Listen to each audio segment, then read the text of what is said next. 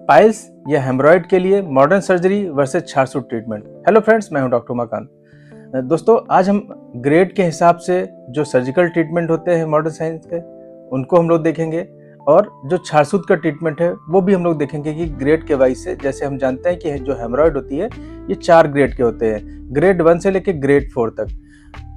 अगर हमारा हेमरॉइड इतना ज़्यादा उसमें सिम्टोमेटिक है कि हमको उसमें कंजर्वेटिव या खाने वाली दवाओं से आराम बिल्कुल नहीं मिल रहा है, तब फिर हम लोग सर्जिकल ट्रीटमेंट की तरफ जाते हैं। क्योंकि हेमरॉइड में जो सबसे मेन फीचर होता है वो होता है ब्लीडिंग और डिस्कम्फर्ट। अगर बहुत ज़्यादा है, अगर किसी को इतनी ज़्यादा ब्लीडिंग है कि उसको बार बार एनीमिया हो जा रहा है, तब हम लोग को उसमें सर्जिकल इंटरवेंशन की जाती है, भले वो ग्रेड 1 का या ग्रेड 2 का ही हेमरॉइड हो, या ग्रेड 3 और ग्रेड 4 के ऐसे हेमरॉइड जो बहुत ही ज़्यादा प्रॉब्लमेटिक हो, बहुत ही ज़्यादा सिम्टोमेटिक हो।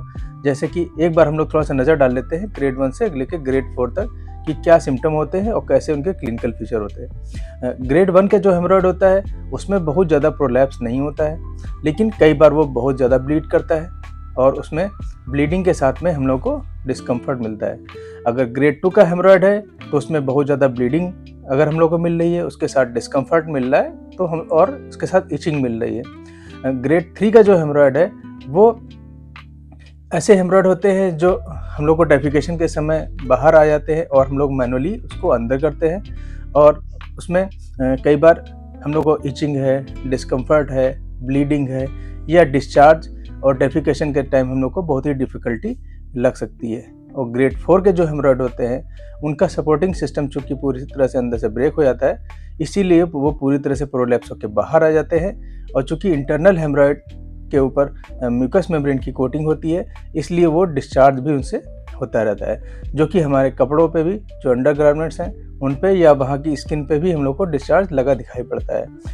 ग्रेड 4 के जो हेमरॉइड होते हैं वो पूरी तरह से प्रोलैप्स होकर बाहर होते हैं, इसलिए हम लोग को मलत्याग के समय बहुत ही डिफ़िकल्टी लगती है, ब्लीडिंग हो सकती है, डिस्चार्ज होता है, डिफ़िकल्टी बहुत ज़्यादा लगती है।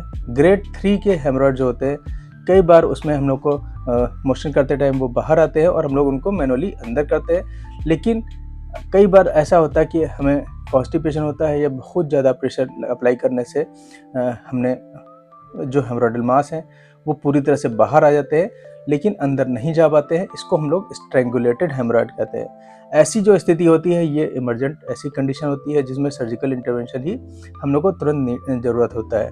तो अब ग्रेड 1 से ग्रेड 4 तक चीज़ों को हम लोगों ने समझ लिया है। अब जल्दी से हम लोग ग्रेड वाइज इसका ट्रीटमेंट देखते हैं। अगर हम लोग मॉडर्न सर्जरी की तरफ जाएँ और ग्रेड 1 या ग्रेड 2 के ऐसे हेमरॉइड जो बहुत ही प्रोफ्यूज ब्लीडिंग के साथ में प्रेजेंट कर रहे हों, क्योंकि इसमें और ज़्यादा कोई सिम्टम हम लोग को नहीं दिखाई पड़ता है, तो इसमें हम लोग जो प्रोसीजर यूज होते हुए देखते हैं वो होते हैं रबर बैंड लाइगेशन या इंजेक्शन थेरेपी, जिसको स्क्लेरोथेरेपी भी कहते हैं, बहुत ज़्यादा पॉपुलर भी है। इसमें IRC या इंफ्रारेड कोगुलेशन का प्रोसीजर एक हम लोग यूज़ होते हुए देखते हैं। कुछ एनर्जी डिवाइसेस होती हैं जो हम लोग जिसका ग्रेड 1 और 2 में हम लोग इस्तेमाल देखते हैं, जैसे रेडियो फ्रिक्वेंसी एब्लेशन है, HET है, हेमरॉइड एनर्जी ट्रीटमेंट, और एक बहुत ही फेमस ट्रीटमेंट होता है लेज़र ट्रीटमेंट, जो हम लोग ग्रेड 2 के हेमरॉइड में यूज़ होते देखते हैं। इसमें हेमरॉइडल आर्टरी का लाइगेशन का एक प्रोसीजर भी हम लोग देखते हैं ऐसे टाइम में जब हम लोग को ब्लीडिंग बहुत ज़्यादा हो और हेमरॉइड आर्टरी से ऐसे ब्लीड हो रहा हो, कोई भी वेसल ऐसे रप्चर हो जो ब्लीड कर रही हो और कोई भी ट्रीटमेंट उसमें सूटेबल ना हो। THL का भी एक हम लोग ट्रीटमेंट इसमें देखते हैं, जिसको कहते हैं ट्रांस एनल हेमरॉइड डीआर्टरलाइजेशन। अब हम लोग ग्रेड 3 के जो प्रोसीजर होते हैं सर्जिकल प्रोसीजर मॉडर्न के, उसको देखते हैं। जैसे जो इसमें सिम्टम हम लोग देख रहे थे उसमें हम लोगों ने प्रोलैप्स देखा था, हम लोग को ब्लीडिंग, डिस्कम्फर्ट, इचिंग और पॉटी करते टाइम डेफिकेशन में डिफ़िकल्टी देख रहे थे। यहाँ पे हम लोग क्या करते हैं, DGHL एक प्रोसीजर होता है, डॉपलर गाइडेड हेमरॉइडल आर्टरी का लाइगेशन हम लोग देखते हैं। इसमें एक प्रोसीजर हम लोग TSD का भी देखते हैं, जो हम लोग डिजिटल वही जैसे डॉपलर गाइडेड हम लोग उसमें इस प्रोसीजर को भी परफॉर्म करते हैं, जिसको हम लोग Doppler guided trans anal haemorrhoid dearterialisation भी कहते हैं। इसमें ऐसे हेमरॉइड जो प्रोलैप्स हो गए हों और बाहर आ गए हों, ऐसे में हम लोग PPH का एक प्रोसीजर होता है जिसको कहते हैं प्रोसीजर फॉर प्रोलैप्स एंड हेमरॉयड, जिसको हम लोग स्टेपल्ड हेमरॉयडेक्टमी भी कहते हैं। और मेन एक जो हम लोग हेमरॉयड के लिए ट्रीटमेंट देखते हैं, open surgery. Open surgery excisional therapy होती है, एक्सीजनल ट्रीटमेंट होता है, जिसको हम लोग कन्वेंशनल ट्रीटमेंट भी कहते हैं। इसका कन्वेंशनल सर्जरी का भी पार्ट है। ऐसे हेमरॉयड जब चीज़ों को मैं बहुत ज़्यादा डेफिनेशन हम लोग नहीं कर पाएँ और हम लोगों को प्रॉब्लम या स्ट्रेंगुलेटेड हेमरॉयड ऐसे हों जहाँ पे हम लोग पूरा हेमरॉयडल मास बहुत सही से डिफाइन नहीं हो, वहाँ पे हम लोग ओपन जो हेमरॉयडेक्टमी है इसको यूज़ कर सकते हैं। और लेज़र गाइडेड हेमरॉयडेक्टमी का भी एक ऑप्शन हमारे पास में ग्रेड 3 का रहता है। अब ग्रेड 4 के ऐसे हेमरॉयड, कई बार उसमें सिंगल प्रोलैप्स होता है, कई बार मल्टीपल प्रोलैप्स होता है, वहाँ पे हम लोग कन्वेंशनल हेमरॉयडेक्टमी कर सकते हैं, क्योंकि जो कन्वेंशनल हेमरॉयडेक्टमी होती है ये इसके रिज़ल्ट बहुत अच्छे होते हैं गोल्ड स्टैंडर्ड के हिसाब से, और लेकिन इसमें ये प्रोसीजर के बाद में पेनफुल बहुत रहती है। इसमें HL का जो एक प्रोसीजर है जिसमें रेक्टो एनल रिपेयर है, वो भी हम लोग देखते हैं।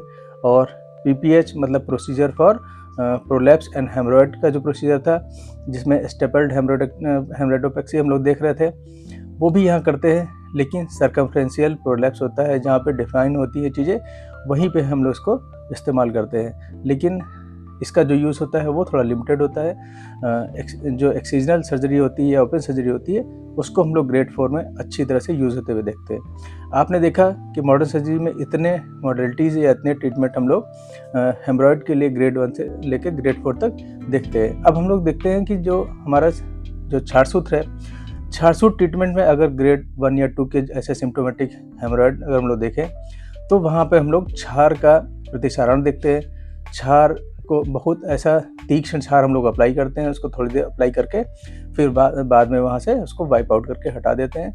या हम लोग ये कह सकते हैं कि हम लोग 1 से 100 तक गिनती को गिनते टाइम उसको वहाँ अप्लाई करते हैं, और जैसे 100 हम लोग पहुँचते हैं उसके फिर उसको वाइप आउट करके हम लोग वहाँ से हटा देते हैं।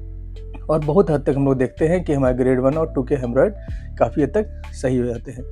कई बार कुछ ग्रेड 3 के हेमरॉयड में भी हम लोग छार का प्रतिसारण का यूज़ देखते हैं, लेकिन ग्रेड 3 और ग्रेड 4 के हेमरॉयड में हम लोग छारसूत्र का लाइगेशन बहुत ही अच्छी तरह से कर सकते हैं। और सबसे अच्छी जो चीज़ इसमें रहती है, इसमें जो एक्सटर्नल कंपोनेंट भी होता है, क्योंकि जो हेमरॉयड होते हैं उसमें इंटरनल कंपोनेंट तो होता ही है, अगर उसके साथ उसका एक्सटर्नल कंपोनेंट भी है तो उसको हम लोग साथ में इंक्लूड करके एक साथ लाइगेट कर देते हैं। और कई बार हम लोग 1, 2 या 3, जैसा कि हम जानते हैं 3 हेमरॉयडल वेसल की ब्रांचेस होती हैं हमारी एनल कैनाल में, और यही तीनों हेमरॉयड की पॉसिबिलिटी भी होती है।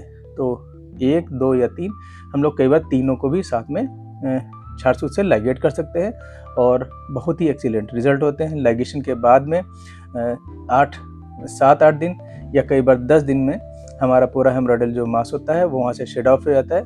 सिर्फ वहाँ पे एक हल्का सा निशान बचता है, और बाकी तरह से पूरी तरह से जो हमारा रोग है वो समाप्त हो चुका होता है।